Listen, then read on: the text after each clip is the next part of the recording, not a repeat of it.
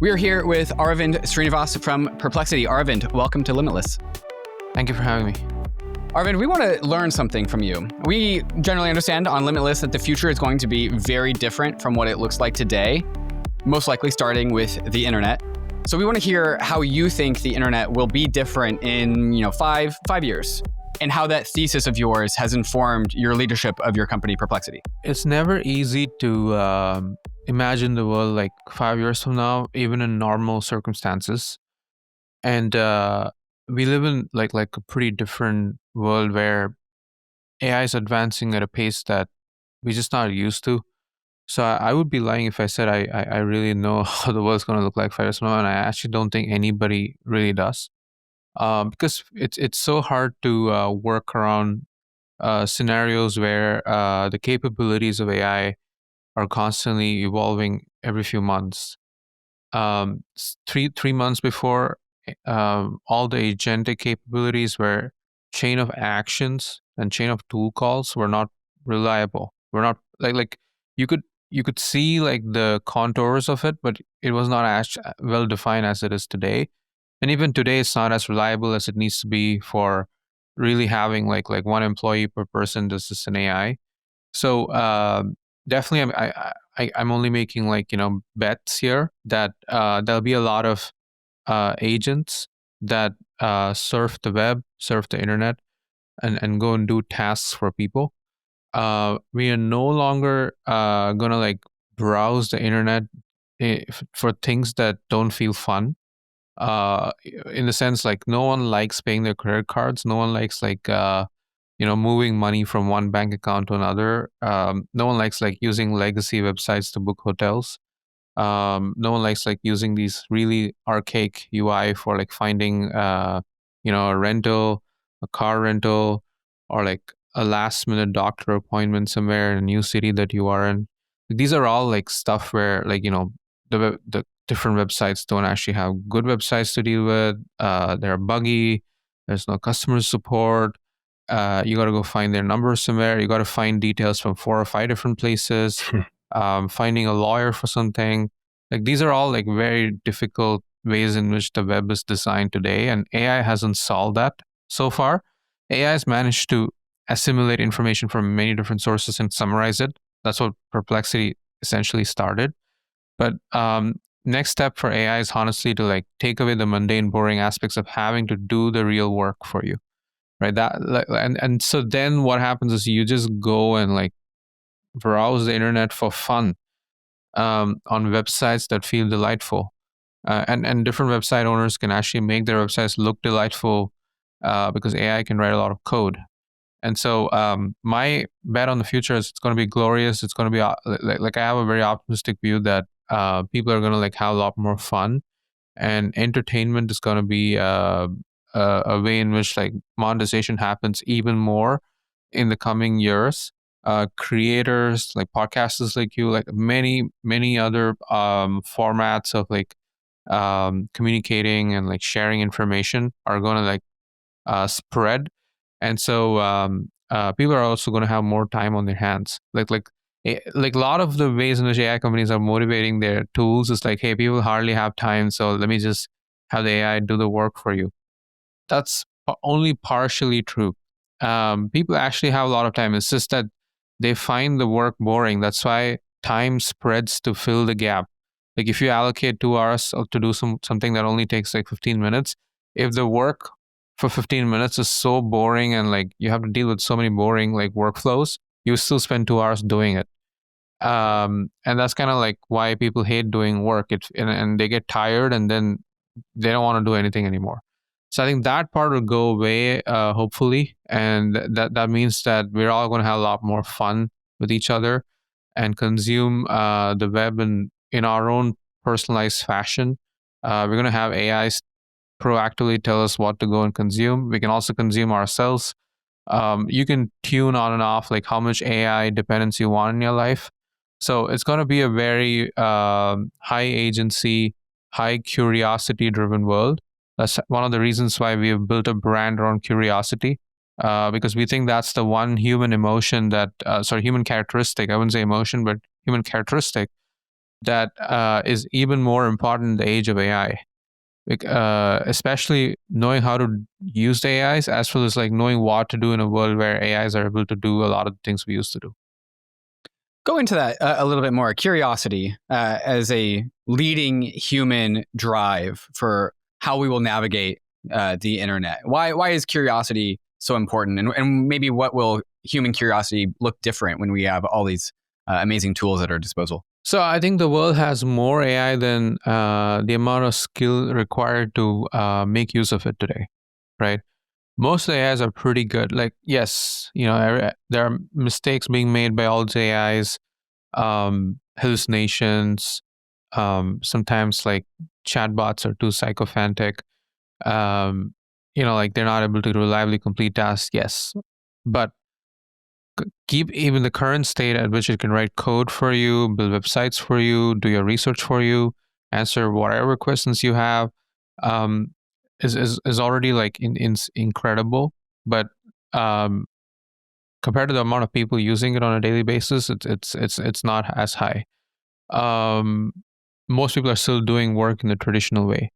We have a browser called Comet. It's basically able to like let you watch a YouTube video with the help of an AI. I don't even have to watch the full videos anymore. It's able to help me draft emails, LinkedIn posts, recruiting emails, recruiting messages, pull candidates to like reach out to, pull up all these old emails I don't want to read, unsubscribe me from spam. Like it's already able to help me do all these things, but I do need to sometimes be curious in terms of how to actually make new uses out of it that I haven't tried yet. It's on my creativity. It's on myself to actually like channelize that extra agency that it gives me. So I would say that's the current aspect in which curiosity is short term useful. Long term, when these are all like you just take it for granted that by default you have to have the AI with you for everything you do. Let's assume that's the state. Um, you still have to be curious in terms of what do you even work on? What is the next project you start? What are the kind of like seed prompts you can provide to the AI, even if it helps you do the task? Um, it's you channelizing like what questions to ask, what original project to like initially start working on. That imagination, like okay, let's assume Einstein had all the scientific tools, right? It is still on him to question like what happens if we travel the speed of light. Do all the Newtonian mechanics break at that regime? Should we build a completely new understanding of the world? Okay, why is this even a useful question to ask? No, even if you didn't know the answer to that, like asking these questions and going deeper, or for that matter, like questioning Einstein's wisdom and going at the sub particle level and drawing a distinction between the particle and wave nature. All these things are like stuff that physicists used to do just out of pure curiosity. And Jeffrey Hinton had a lot of curiosity on like what would happen if we built computers that simulated the brain. Even though computer science was all about deterministic programs, fundamentally AI is basically stochastic programs. Like you cannot guarantee an output in AI even today. So no LLM decoding is always the same. So people had their own like scientific curiosity to like go and explore things, but that was purely an academic exercise until now. With the access to all these AI tools, it's no longer going to be restricted to the elites. It's no longer going to be restricted to the professors, the scientists. So anyone with the curiosity that's childlike, when you have a child very early on, like or you have someone in your family as a child, and you go hang out with them, they ask you all the most basic questions that stumble you, right? Like it feels great to be able to answer them, but also it feels like, oh damn, like I never actually thought deeply about it. I just took it for granted what people told me or what I read on the internet about. So I think that sort of world is what we are heading to. So that and as you go deeper and deeper and as you ask more questions, and if AI actually helps you ask more questions, like it's not just answering your question, but it's actually suggesting you more questions to ask and taking you into rabbit holes, you get that kind of joy that the early web adopters got with hyperlinks and Wikipedia and like embedded web pages. The internet used to actually attract the librarians and like historians and like the intellectuals and the academics. That was how it started. That's kind of why also Amazon started selling books, because it wanted to cater to the early audience of the internet, which happened to be people interested in books. So I think like that's kind of how AI feels like today to me. It's really like massively used by the early adopters who are tinkerers and programmers and like intellectuals and academics. But as the tools get easier and easier to use, and as the tools get a lot of agency, it's really going to be way more accessible. And so the normal person who's curious is going to be actually having a lot of superpowers. And that's hopefully going to change the world in a very positive way. I love the way you frame the internet and AI as a vehicle to pursue curiosity and creativity. I think back to when I bootloaded my first CD-ROM, or when I went on RuneScape for the first time and I could just kind of explore this new internet native world. I'm curious, AI is typically branded as something that will automate the world. And your kind of like pitch of like curiosity and creativity, do you think there's like a fine line between kind of AI constraining what an individual can look at and explore and search for versus something that they can use as a tool to create? I'm kind of thinking how you tread that line when you build the products that you build. Our product is built for helping you navigate the web and search more effectively than consuming through organized like 10 blue links, right? And in my opinion, like the skill of asking a question was not even there. We all like I would say, using the machine learning terminology, we all overfitted to the skill of typing in a couple of keywords and opening the links and reading those links and then synthesizing and summarizing the relevant information to our original question in our minds and arriving at like whatever conclusions we have. That's kind of what we did in the last 2 decades, because we just couldn't have a tool where we could just directly go and drop our questions. Now that's there. So what are we doing more of is like asking more questions. The first question, but also like a lot of follow-up questions. And so that's leading to a very different way in which you start. Like, for example, let me give you an example of how my own life changed. Earlier, when I want to read and understand a topic, I would like go and read the papers, the blog posts in a very linear fashion. I would like go do the literature review. I would collect a bunch of like resources to read that particular source of material, and then I would, after reading all of that, I would come to my own conclusions. I would still have a lot of questions, but this is how I would do it. This is how everybody did it. Now it's very different. Let's say I'm the CEO of the company.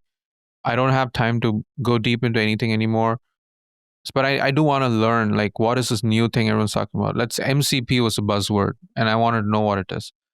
I don't have to go and read Anthropic's documentation and blog posts to understand.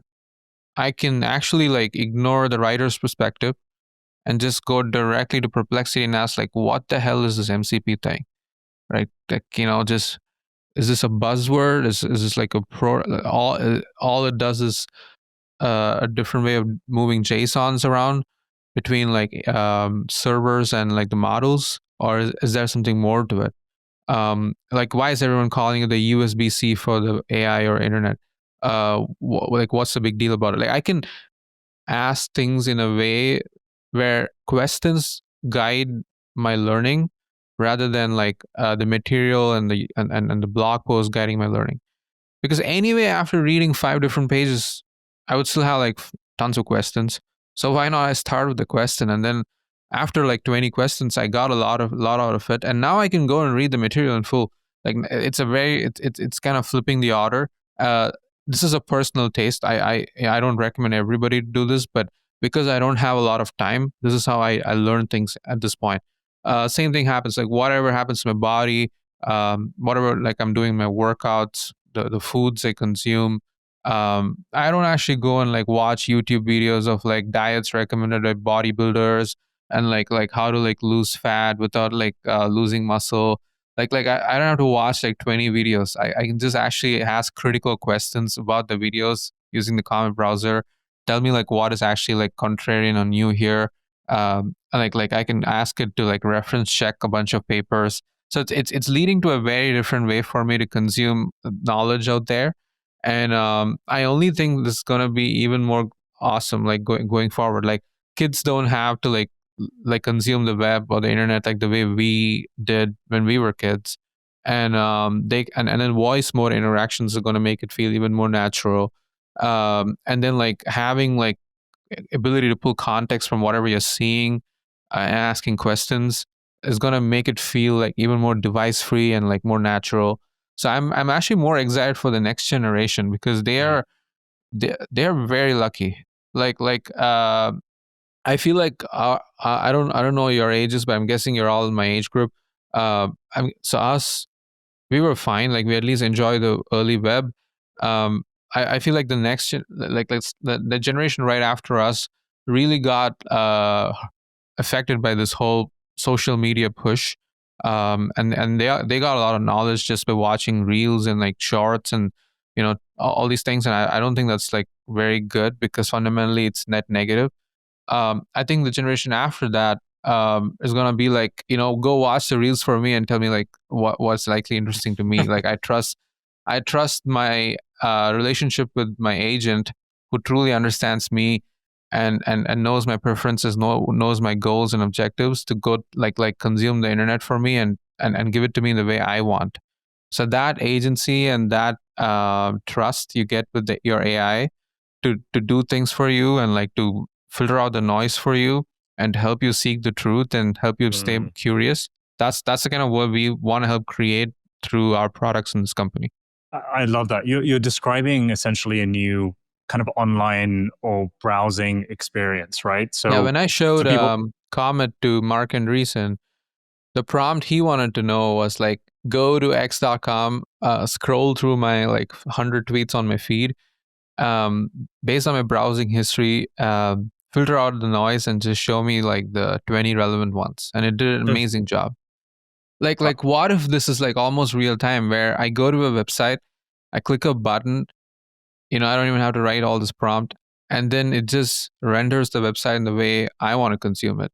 No website owner or like algorithm builder has the time to like customize everything to every person at a fine grain level, right?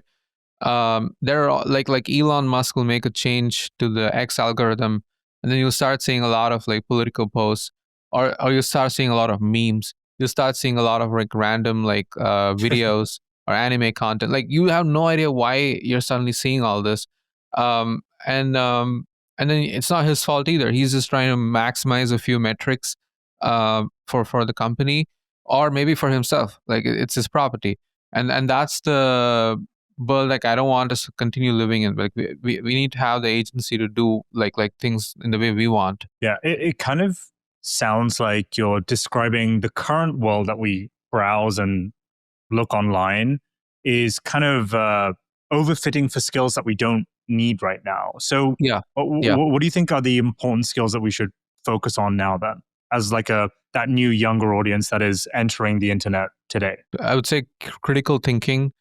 So here's one skill I have learned to acquire over time, which is anytime you read a book or a biography of somebody, unless it's written by someone pretty neutral, usually it's a puff piece on them, right? Like usually it's like something that they collaborated with and meant to show the company or themselves in a very positive light.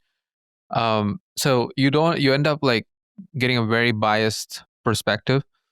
So I would love to like have an AI when I'm reading a book together with and critically review any chapter and tell me like perspectives that are contrarian to what the author has as well.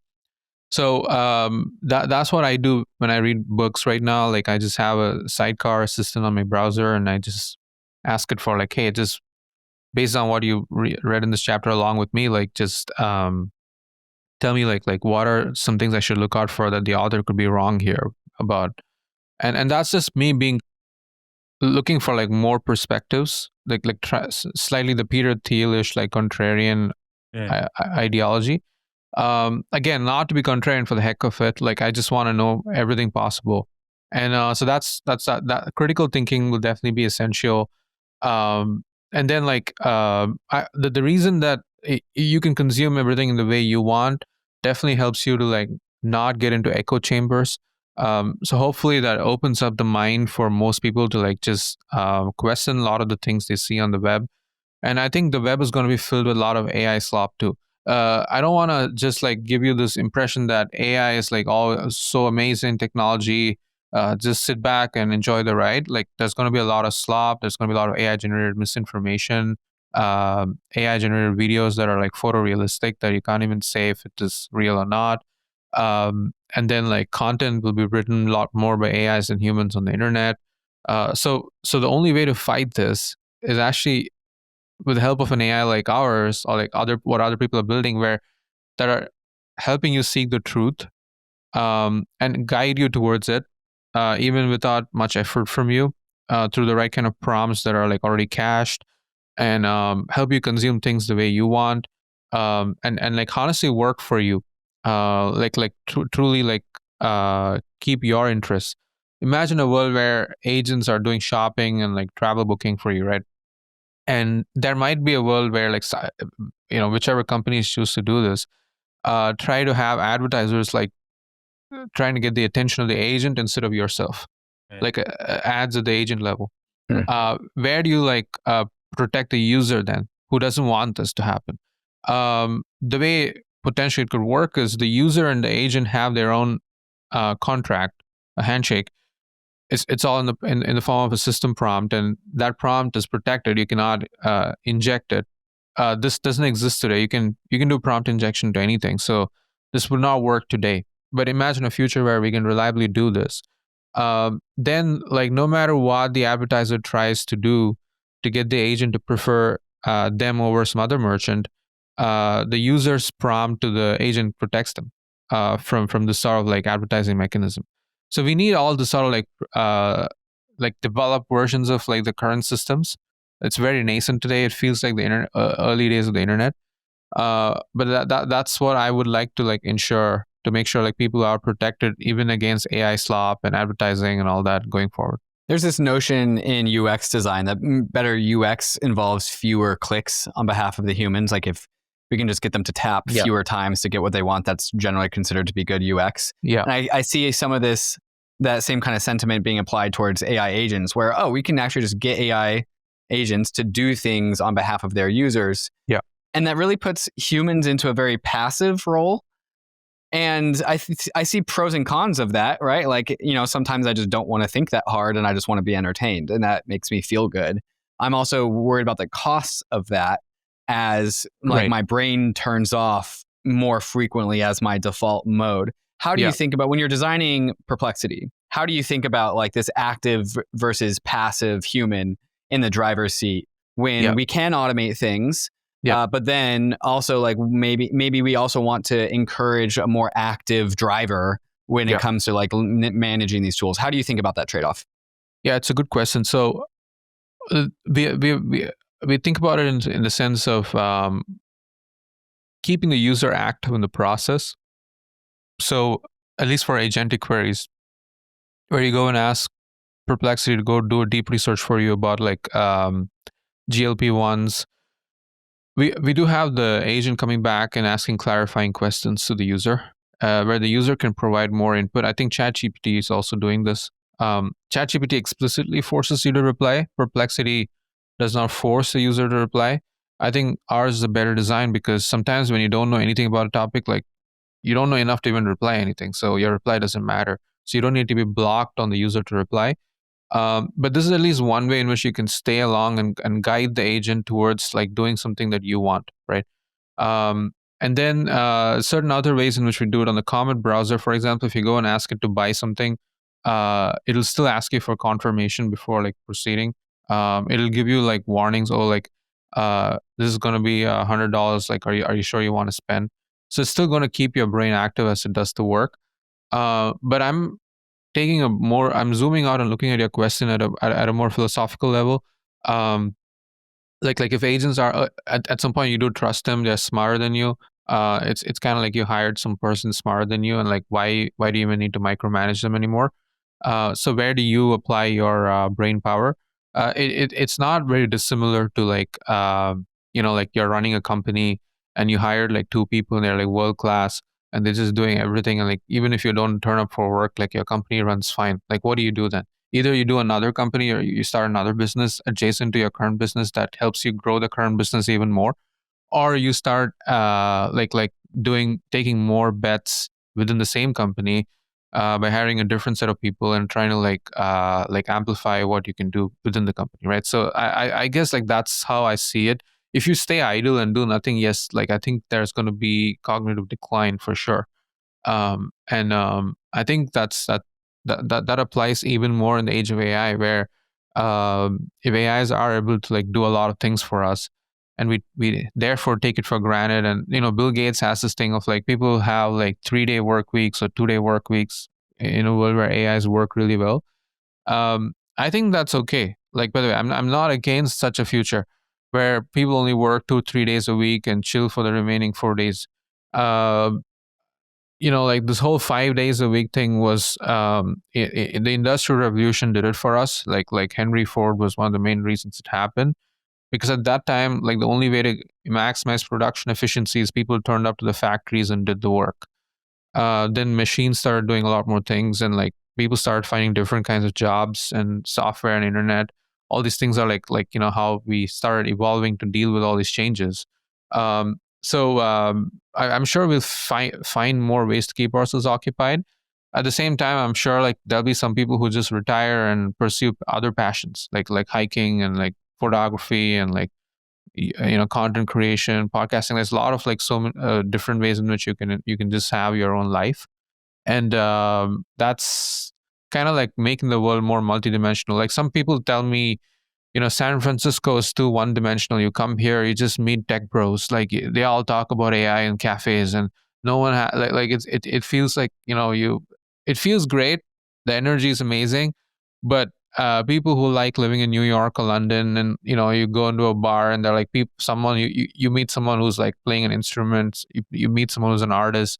You meet someone who does like stage shows or like stand up comedy, and then engineers. There's like a lot of different types of people in New York, and that attracts a lot of people to that city. I do think that AI is getting better and better, might make the society feel more that way globally across the world, not just like restricted to a few cities. So Aravind, people love Perplexity. When I told some of my friends you were coming on, they were stoked. They use it all the time for like sports scores, for weather, for gambling suggestions. And I find people have this affinity with Perplexity, and I'd like for you to help me unpack why. So if I'm a user, if I'm someone who's listening to this podcast who uses ChatGPT, who uses Gemini, and isn't quite sure what the advantage is to Perplexity, can you describe the unique advantage you have, why people would want to use the service, and what you're doing in the background to actually deliver on that promise? Number one, we established the brand around accuracy and knowledge, and so it's not meant to be an assistant that is broadly like or rather, it's not meant to be an AI chatbot that's meant to be chatting with you on everything. So you can go to ChatGPT and like just have, hey, I have a bad day. Can you motivate me? That Perplexity is not meant for that. And so we're not trying to build a product that's good for search and research and knowledge and facts, and good for being your chat buddy or like a companion all in one. Gemini and ChatGPT are trying to do that. So as a result of really optimizing for one thing, which is knowledge and facts and research, and giving the answer to the user in the most consumable fashion, like the highest density, per pixel, um, like in terms of information bandwidth, we do a better job, and then we also are faster to just give you the same answer. So we really care about what the user needs to say. Even if the user doesn't have to be very precise in their prompts, we kind of understand their intent and give the answer faster and better. So the sports scores, you're saying that we did a lot of work on that, because when you're asking the score of a game, you don't always return the answer in a wall of text. It's not fun. You do want these widgets. Your brain is used to consuming those pixels. You don't want like live updates, stock graphs. Like you do want sometimes do deep dives on a company's revenue or the financials. We build a lot of dashboards for that. You don't want to be able to compare two different stocks. You don't want to be able to like go deeper into like the past scores, or like like the different like for Formula One, for example. Like you want to be able to like track the live updates in the game. So we did a lot of work towards like just giving the information in the highest possible information bandwidth, like consumable pixels. And we still haven't completed. Like we haven't done a good job at tennis yet. Like I think we're still lagging behind on like soccer. So there's still a lot of work to do, but we at least care enough about this, and we want people to be able to like come to us for asking questions about anything and everything in the world. And how, And that's the way we think about building the ultimate answer engine. and how are you doing this? What's happening behind the scenes? So when I place a query with Perplexity, what is the magic that's happening behind? Are you routing? We recently had the CEO of OpenRouter on who kind of described how you can route queries to different models. Are you just kind of aggregating the data yourself? Are you scraping the web and serving it along your own model? What's going on when I hit enter on that search box? Yeah, so every query gets classified. So sometimes it's a sports query, sometimes a weather, finance, or a regular query that doesn't need widgets. So every query gets classified, and then depending on the classifier, different UIs, like we call it generative UIs, different UIs are generated per query. And then for certain queries that require really accurate facts, you don't want to just use web links. You actually want to use a data provider that gives you a real-time data dump. That's what you need for finance. That's what you need for sports. That's what you need for weather. So we do that. For some queries, you actually need like merchants and or hotel inventory or those kind of things. So we do that for travel and like commerce. For some queries, you need like data providers for local restaurants. We do that with Yelp, for example. And for other queries, you just need the regular web where you pull a bunch of links and you summarize the content in them. So that's what we do for most of the queries. That's a long tail. And you want to like decide if you want to format it in Markdown or tables or like just one paragraph or two paragraphs. And if the query came on the phone or if it came on the web, if it came on the phone, try to be a little more concise because people don't want to read like a lot of text on the phone. And then you also want to decide if like you want to reason and think longer for certain queries that are a little more ambiguous. Example, let's say you want to ask like, what's the age gap between the top 5 billionaires and their wives or something like that, right? You want to like, who are the top 5 billionaires? So and so. So okay, like who are their wives? So and so and so. Like what is the ages like these 10 people, their birth dates, and then you want to calculate the differences. So you actually have to do some reasoning and then give the answer in the form of a table. So the model has to automatically adapt based on the query, how much reasoning and how many steps of reasoning to apply. So that's all based on classifier decisions too. So we have essentially think of us as building this gigantic, complicated information router for humanity's like curiosity and knowledge needs. That's basically what we're doing. And if we can do this at scale for all languages, all types of queries, all types of verticals, all types of like basic day-to-day tasks, there's like tremendous value in that. It doesn't even matter if we own the model or not. Like just the value of the router in terms of knowing which models to use for what queries and like what kind of UIs to use and how much of compute to apply per query, and getting like majority of the answers right and doing it with delightful latency and like UI is basically our goal. Okay, so we have this tool set. You're taking the complexities, you're merging it into one data set, and it seems like you're really exceptional at a few things. We mentioned sports. I know a lot of people also use it. A lot of people have been begging on Twitter actually for a Perplexity to replace Bloomberg in terms of financials because it can do a lot of charts, and it seems like you're really strong at some of these categories. But where you're putting a lot of your time and effort is actually into the browser itself with Comet. And I want to introduce Comet for the people who don't understand. It is your new AI browser. I'd love for you to share it with us, because it seems like Perplexity for a while, you've kind of been living on rented land. In order to use Perplexity, normally I'd have to go to Chrome or I'd go to Safari or I'd use like a different browser that is not native to you. But now what you're doing is you're actually creating the full stack, right? You're creating the browser from your desktop. You run the application, you control the entire stack. Can you just introduce what Comet is and kind of how it works? Yeah. So Comet is, we basically call it browser the speed of thought. So we all have like a lot of thoughts while we're on the browser, and we don't get to actually finish all of them because every task that we have in our head takes a lot of time. So Comet is meant to unify Perplexity and the browser in a very native way, where Perplexity evolves from just giving you answers to performing actions for you.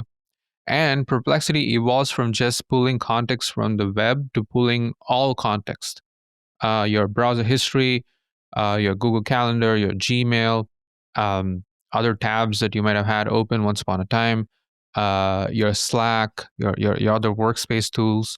And so it can pull all relevant personal context and the web context and have the agency to go take actions for you, and available with you everywhere on the search bar, on the sidecar, on the new tab page. So whatever web page you're on, contextually helping you, right? That's the most important thing. Your work starts with some context.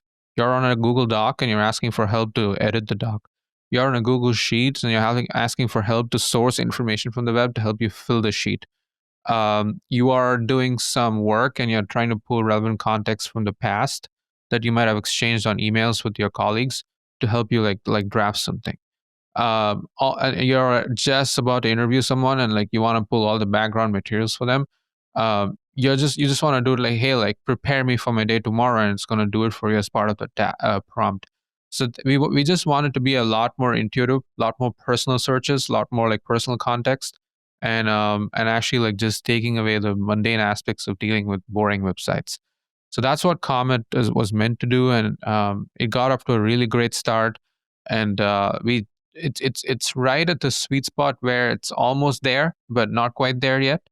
And I think that's where you want to be, so that you want to ride the wave of like the models getting better, and then closing the loop on like full reliability.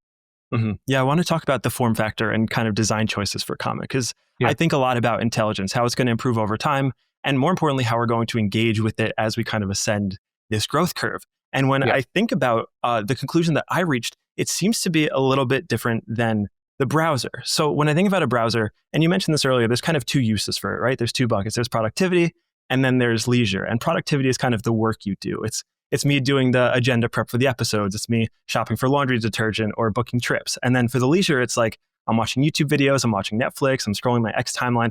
I love that. That feels very uniquely human to me. And I kind of want to keep that. That feels special to me. So what I imagine is that productivity bucket kind of gets abstracted away through agents. And it seemed a little far-fetched a few weeks ago, but then I tried OpenAI's agent and I was like, wait, this is kind of cool. It kind of obfuscates away all the interfaces, the complexities of the browser, and it just gives me the answer. It understands my preference stack. It kind of knows everything. And I'm curious the design decision you made to actually preserve the form factor of the browser versus just going direct to the agent workflow that kind of takes away all the interfaces, the advertising, and then just serves you the answer that you're looking for. So the work begins from where you are, not like from an empty chatbot. Like for example, you're actually like in the middle of drafting a note for a memo, and you want to pull context from what you already discussed with your colleagues on Slack. Mm-hmm. You don't even want to like copy paste the memo and ask, hey, like, can you pull all the context from the past that I might have discussed with David and Yas or something like that, right? Like you literally want to just have the assistant right next to you and just say, can you pull the relevant context that I might be missing here?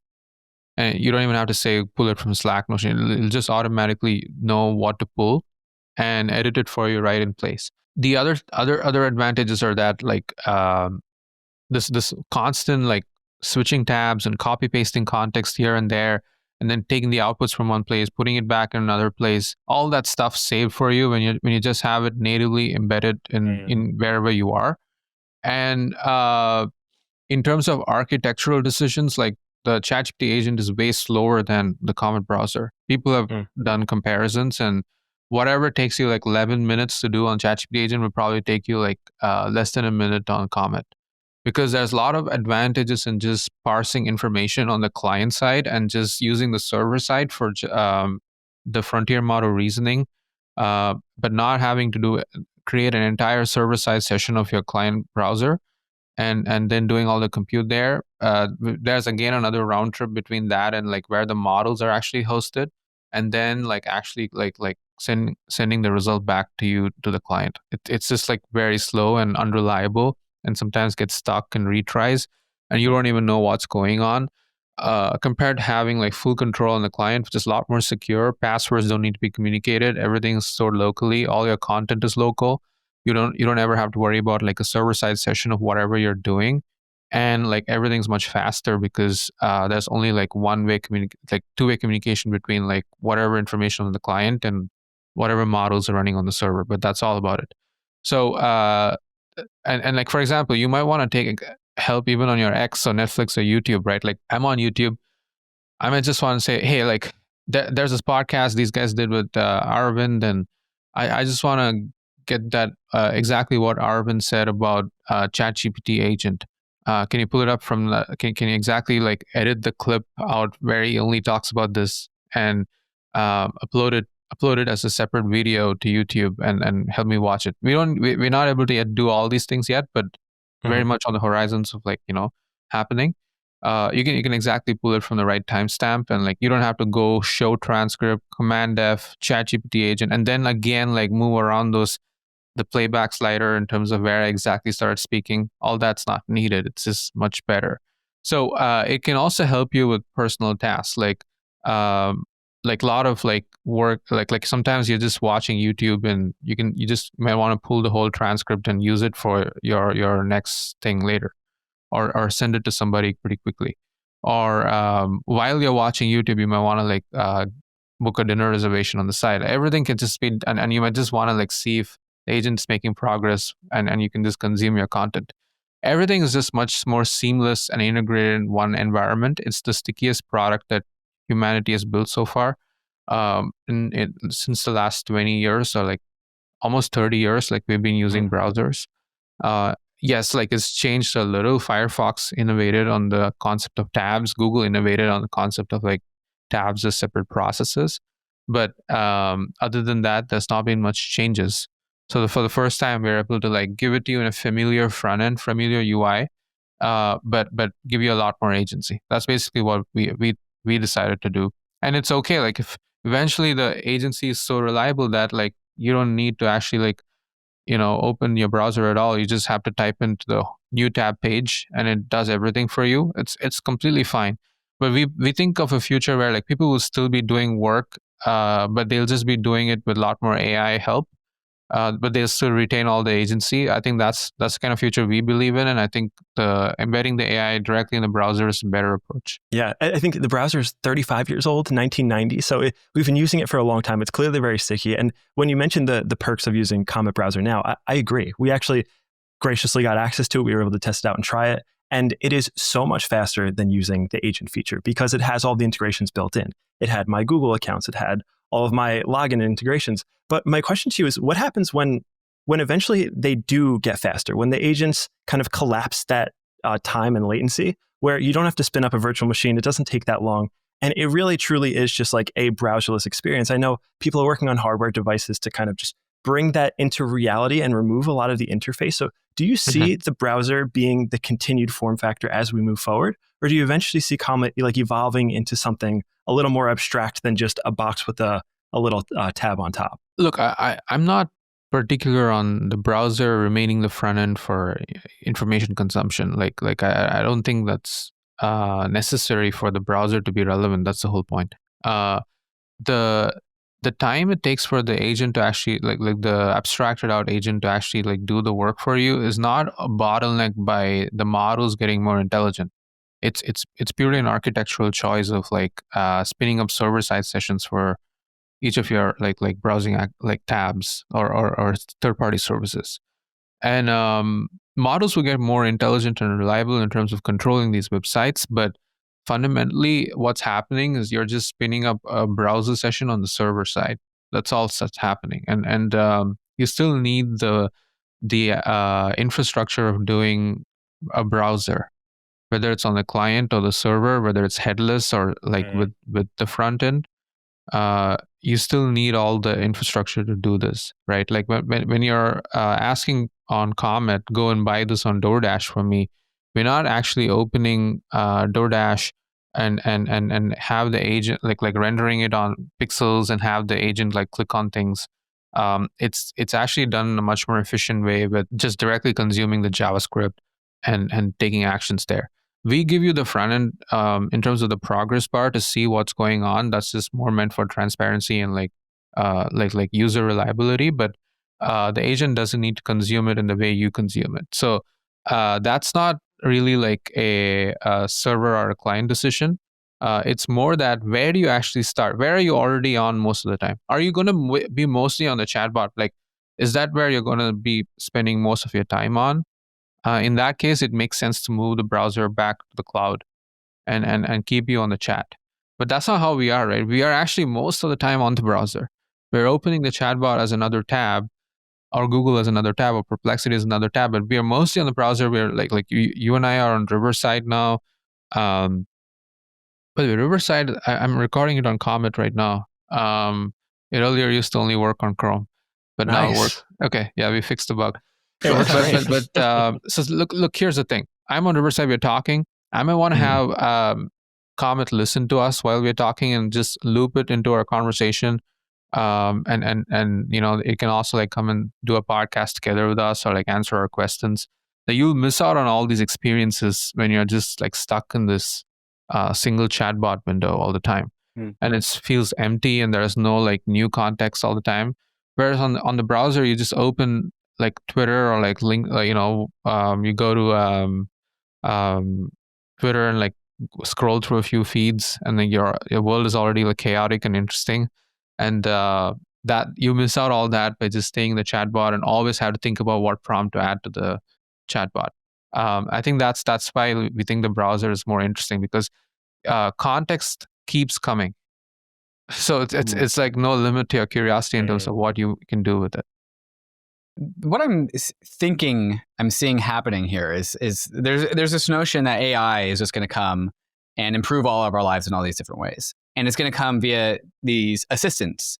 And what I'm seeing with the browser, with this browser model, the Comet model, is what you are doing with Perplexity is you are making a bet that the browser form factor is the most useful assistant form factor to take the unbridled intelligence of these LLM models from OpenAI and all these things. And you're just making a bet that like, okay, we'll make the assistant actually just the browser. And there are other maybe competitors out there that maybe you wouldn't the assistant needs to have browsing, whether it retains the front end of the browser or not. Right. And then I think on mobile, you're not going to actually use it as you use it on the web. On mobile, you're not actually going to be opening tabs on the mobile browser. You're actually going to just go to the individual apps. You're not going to go to x.com on my mobile browser. You're going to open X as an app. So on mobile, the way the assistant takes advantage of the browser functionality is calling the third-party apps, which you cannot. The OS restricts you from calling the third-party apps. I cannot open DoorDash. I cannot open Uber, Amazon, or like Twitter or LinkedIn, and go do stuff for you there. The OS does not let me do that as another app. Siri can potentially do that, but that's because it's not even an app. It's native to the OS. So that's where having the browser as an explicit standalone app and helping me either run a cloud server-side session of that, or like doing it on your client as a background process, has a lot of flexibility in terms of what all I can let the assistant do beyond just answering questions. Right. And I suppose there's going to be a handful of products that are like this, where they are trying to make just a useful form factor for AI around your person. And one of them is a browser, because like you said, we spend so much of our time in a browser. Another one is, maybe people aren't really intuitively thinking of this as like a competitor, but I see it in the same category as like those pendant things, those physical devices, where it's just another form factor, and it's supposed to assist you using AI. And this one is it's not a browser, but it's this thing that's with you in real life. You're away from your desktop, you're away from your phone's in your pocket, but it's another form factor of something that's supposed to assist you and make your life better. And is that how you see the category of what you're building in? You're just trying to make the best form factor possible to create a useful AI assistant tool? Yeah, definitely. Like the memory and the context you can pull from the browser is second to none, in my opinion. I think people believe in the pendant and like whatever the thing that you can put on the chain, necklace. Largely unproven. Yeah, glass. like record everything you're talking to, and fundamentally it's actually like a less efficient way to like store things, battery draining compared to like taking advantage of the battery of your phone or your MacBook, which is what the browser does. And like also a lot more engineering resources have been put into making browsers like consume less battery and memory, um, and like well understood code to optimize. The chips are way more powerful. So that's what the pendant lacks. Like it has to constantly drain your Bluetooth on the phone and keep uploading things to the server, keep using the internet connection of your phone. So it's not meant for, and maybe you don't even need to record that much. Like it feels an overkill. Whereas on the other hand, every website you've gone to, having access to your email and calendar, what are all meetings you've attended, your flights, your dinner plans. Like I already know so much to be able to help you just through the browser context. And it also feels less creepy to me in terms of like constantly having to go around this device and recording people without their permission, whereas the browser only gets your own personal context and only with your own permission, by the way, and like you can choose to do things on incognito. So that's another like advantage I feel the browser has. And if you want your phone to record a particular meeting, you can always choose to do that. It's pretty easy. There are recorder apps. You can have like existing apps have a record button, and then log all the context, dump it into your like drive, local drive there on the app itself. It can be stored locally on the client. Doesn't have to be pushed to the server. Context can be pulled from there. The browser can do all these things. Like it's pretty easy to do all these things. So that's why I'm not a big believer in the hardware. Like I think hardware is very interesting when you go to the AirPods level. Like when I have an AirPod and I can just talk to it while walking, and it has cameras, and I can actually ask questions about restaurants, menus. It gives me a completely new way to go shop online. There are a lot of these advantages you have with the Glass or the AirPod, where Glass can help you render things. The AirPod can help you just see and talk. So I believe in those. But I'm not a big believer in like devices that need to record every single thing you're talking to or speaking about, and then taking all that as context and pushing it into a chat on the server. I don't think that's needed. That's funny. Josh, we've spoken about different form factors back and forth before, and he kind of guessed the AirPods with a camera that was able to kind of see and sense everything. Aravind, like Perplexity is like the first major AI company to come out with the AI browser, right? And it's no secret now that the likes of OpenAI and Google are going to be releasing like new browsers or enhanced browsers.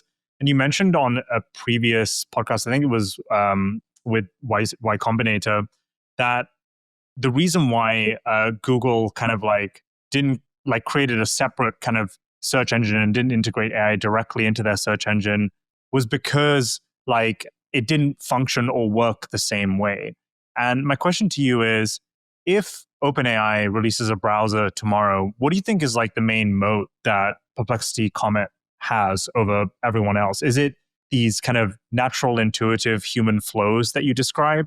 Is that where you're going to play the best in, or is it these agentic flows? Like, can you help us understand what that looks like? I mean, like I think they are going to work on a browser.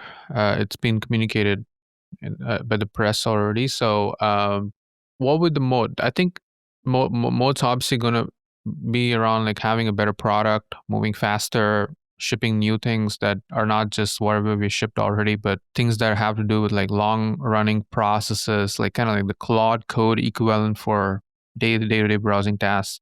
Some people like to think about the browser as the IDE for your life, and then the coding agent could be the thing that's fundamentally missing. Like right now, you have synchronous agents that do things for you in place in real time, but asynchronous agents that are like doing things on the background or like taking for much longer, but can take on harder tasks that needs to be stitched together, much more long context management, stateful memory. All that stuff's still missing. So we need to build that.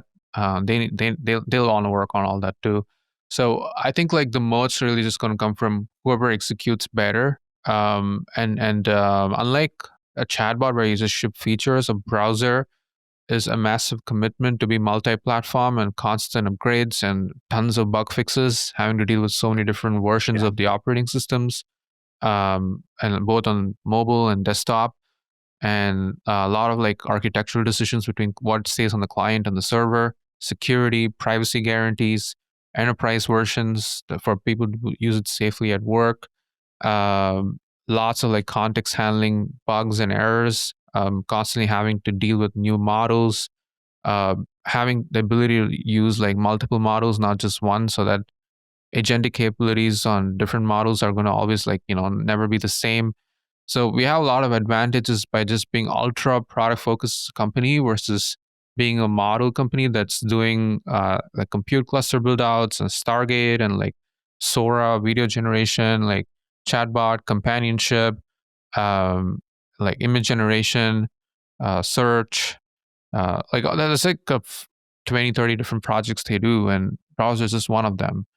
For us, it's everything. So we're betting the house on it. And if we're a very tiny startup that has very little funding, we're obviously still going to lose. But fortunately, we're not that. We have a reasonable distribution, and we have a lot of funding, so a lot of great talent here. So I think like it's a very natural bet to take, even if an established company like OpenAI wants to work on the same thing. It only validates our thesis even more. And we are also betting on the fact that open source models are going to catch up to the capabilities of the frontier ones, and we'll be able to migrate off the closed models for whatever we do today, and we'll still be using the closed models for things we won't be able to do today for like new cutting edge things. Like I said earlier, like you guys were the first to launch an AI or major AI browser. How like if you were to think about form factors going into the future, you mentioned that you're not really a fan of hardware devices. If you were to augment your browser in the future, what would you build next? Yeah, I've said this before. I think the only next step after the browser is the OS. Like you that's the final frontier. Like because the only one who has like the only reason you even build a browser for doing a lot of the agents is you cannot control iOS or Android. It's interesting, you might think Android is open source, so you can control it. No, you can fork it and you can make Android whatever you want, but you really cannot get a phone maker to ship your version of Android without like getting approval from Google for that. And if they're not the default search, like they're not going to let you ship a version of Android with the Play Store and with the core Google apps of like Google Maps and YouTube and Gmail and Calendar and so on. And if they don't ship their apps on and let other people ship their apps on your version of Android, no phone maker is even incentivized to sell those phones on like in any market. So you basically have to build a super app that can call every other app, such that you don't even need the app store. But that's kind of why you need the browser, because the browser essentially, once it becomes an everything app and it can call Ubers and buy stuff on Amazon, and generative UIs are also so fast and nimble and like doesn't feel like you're missing out on the apps. You would still need things like X and Instagram and WhatsApp to message people. Like it's very hard to get around the lack of having apps. So I think this is a much bigger vision than like even shipping the browser, where you have to actually convince social media companies and like other people to actually like ignore the Play Store and ship apps along with you to a new version of Android. And then convince like a massive phone maker like Samsung or Motorola or someone like the largest OEMs to actually ship this phone in the market. That's the ultimate end game. And I don't think we have graduated to work on that. The best step to get there, to deserve a right to try that, is to ship a really amazing mobile browser and get a lot of distribution on this and really improve the reliability and latency of the product. To the extent that people feel like the browser is the everything app and it feels like an OS by itself, and they're willing to actually try out a new phone that can have like a new version of Android.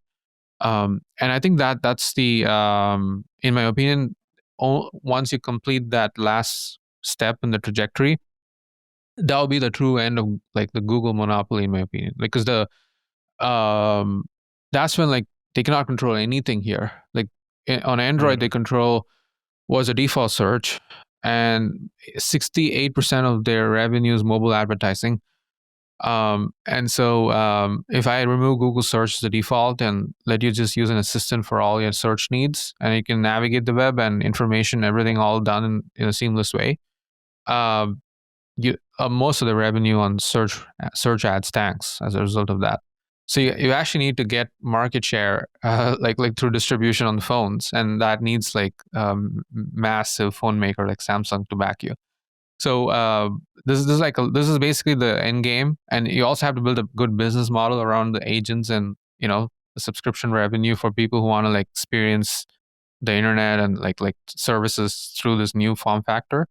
So the world has to change quite a lot for these things to happen. But we're not like working on Perplexity as a short term like project. Like it's going to take a decade to realize all this, and baby steps along the way. And Comet is the first step towards that. I think that if there's one big takeaway I learned from this episode, it's the reasoning why a AI native iOS OS software must be AI first. Like that's ultimately where we end up.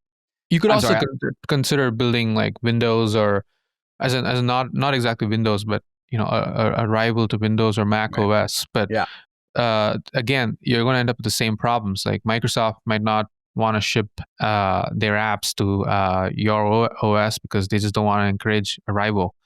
And that's why like all the Microsoft apps, like the Office 365 apps suck on Linux. And that's one of the reasons why Linux has failed to get distribution. It does kind of beg the question, if the end game is an AI native operating system, what's more likely? Apple finally figures their shit out and converts iOS to being AI native. Microsoft has Windows and they figure out how to make Windows AI native, or maybe ChatGPT and OpenAI are try and get into this game, or like a younger startup like Perplexity. Are these the players of the game, or how might Google is still relevant too? Google's still relevant. Yeah, but like if we do see an AI native operating system, it's going to come from one of these players: Apple, Microsoft, ChatGPT, Google, and Perplexity. I think so, or Meta. You never know. But I think so. Like these are the main players, and I mean, I'm even fortunate to be considered in this list. Everybody else has 10 to 100x more capital, maybe 1000x also. So and so it's definitely, but I would say the main advantage in terms of structural restrictions exists with Apple. They basically yes, like they are going to lose the Google ad revenue share if they change the way search and Safari works. But that might be a thing they might lose anyway if the judge rules that to that effect in the DOJ case. So if they are going to lose it anyway, they might go all in on this vision and change the iPhone to be more AI native. Google, on the other hand, will not be able to do it as fast on Android phones.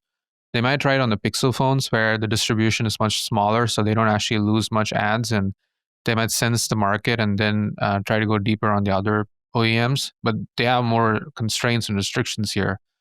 And OpenAI doesn't have like the ability to go build out its own device. Like it has the same problems we have in terms of convincing Samsung to go do this with them. And similarly, like Meta has the same problems. It doesn't have search, it doesn't have a browser, it doesn't have like great models.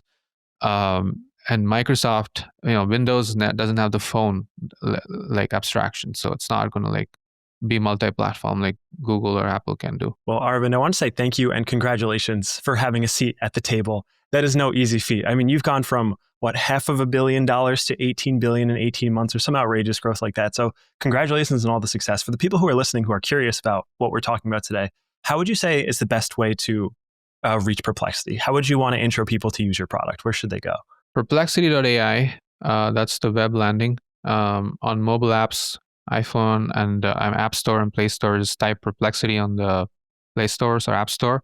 Ignore the ads at the top, like Gemini and Claude advertise against us. Gotta love it. Go directly to our app. Yeah. Amazing. Well, Aravind, thank you so much for taking the time to joining us today. We really appreciate it.